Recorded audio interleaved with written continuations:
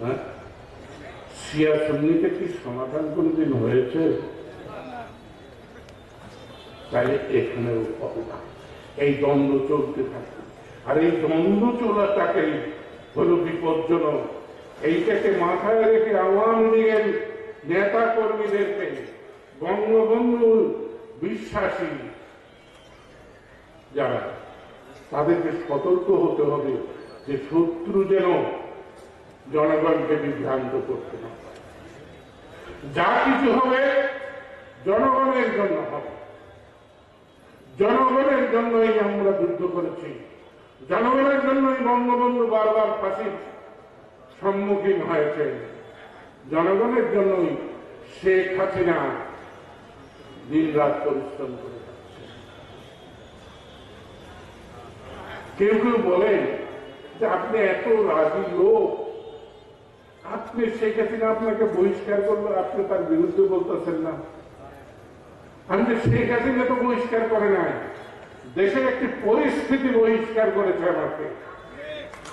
সেটা হলো ধর্মীয় সন্ত্রাসবাদী যারা, তারা জনগণকে বিভ্রান্ত করছিল।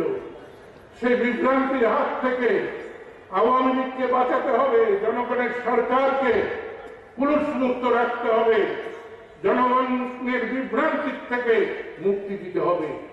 তাই শেখ হাসিনা সম্মতি দিয়েছে তার সহকর্মীকে বহিষ্কার করতে।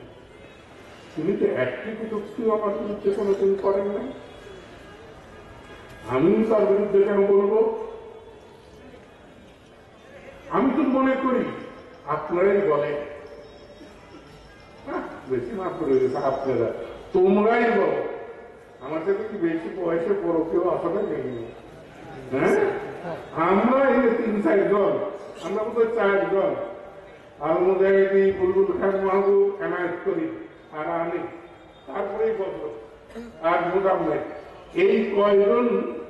আর তোমরাও ৭০-এর কোঠায়, ৭৫-এর কোঠায়, ৮০-র কোঠা পার হওয়ার কেউ নাই।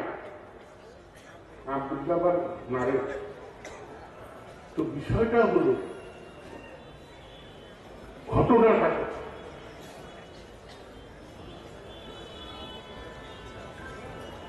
আমি নাম বলবো না।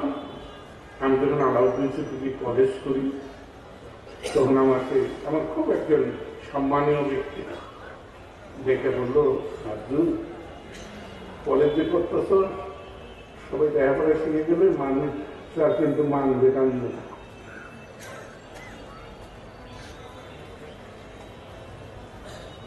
তো মুশকিলটা হয়েছে, একে তো বঙ্গবন্ধু বাপে করছে দেশ স্বাধীন, আবার তারে মেরে হবে পারলাম, তার হাত থেকে বাঁচলাম, হ্যাঁ, আনলাম এক হনুমান, তারে তারাই মেরে ফেলাইল। তারপরে আবার কোথার থেকে আবার মেয়ে এসে হাজির, আইসা দেশকে রোল মডেল বানাই ফেলায়। অমর্ত্য সেন বলে যে ভারতের থেকেও বাংলাদেশের অর্থনৈতিক অবস্থা ভালো। এটা কি? তাইলে তো আর আমাদের পাত্তা থাকবে না। তারা প্রচার শুরু করেছে ইউক্রেনের যুদ্ধ শুরু হওয়ার পর।